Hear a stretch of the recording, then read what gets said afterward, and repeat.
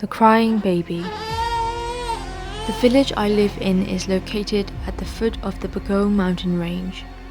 There, the villages are quite far from each other. Not many people lived around at the time, and there were vast paddy fields and woods between the villages. It was the time of civil war, and thieves and robbers were numerous, so nobody leaves the village at night unless it was necessary.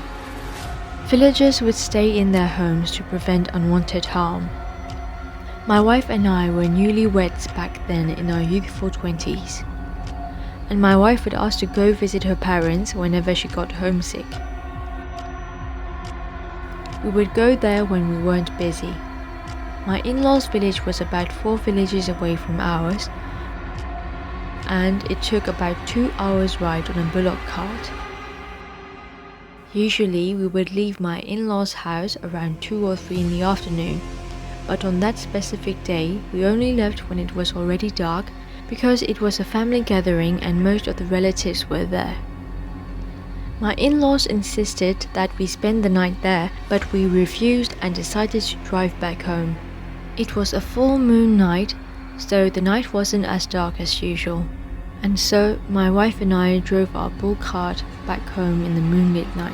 Since we took our usual route, I wasn't worried about getting lost. However, the danger of robbers made me drive at a quicker speed than usual.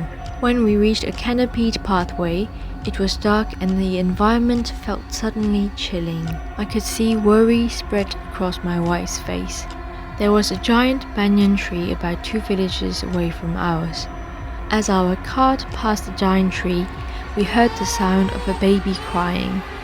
I wondered how a baby was in the woods with no people around or any nearby houses. My wife and I looked at where the cries were coming from, and there under the moonlight was a baby wrapped in a white blanket. I figured that the baby had fallen from a cart that drove past earlier. Carefully, I climbed down my cart and walked towards it. It was an adorable little baby wrapped up in a white blanket. My wife picked the baby up and told me that we should leave the baby to the chieftain of the nearest village. I agreed with her, and so we took the baby with us. The baby didn't stop crying as we were driving. As a result, my wife rested it on her shoulder and gently patted it to calm it down. The path ahead was a silent ride. The baby seemed to have gotten tired and fell asleep after a while. It's been about 10 minutes since we picked the baby up when my wife said, "I can smell something rotten. Do you smell anything as well?" sniffing her nose as she asked.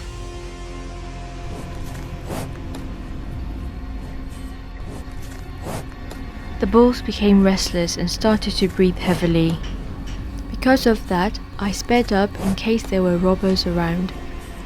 Everything was silent except the sound of our cartwheel turning and the bulls breathing. There was not even the blowing wind or the rustling of leaves. It hasn't even been 5 minutes when the leaves and branches of a big tree in front of us started to swing violently, but there was no wind. The bulls were getting more and more anxious, and I had to try as much as I could to prevent the cart from getting turned over. Frightened, my wife began to pray while holding the baby in her arms. I was stunned and couldn't decide what to do. And then, my wife put the baby down and said her arms couldn't handle the weight anymore. But when she actually put it down, instead of an adorable little baby, there was a monstrous face between the sheets. I quickly picked it up and threw it off the cart, and then drove the cart at full speed that we didn't even know how we got back home. Ever since that happened, my wife and I never went out of the village after dark.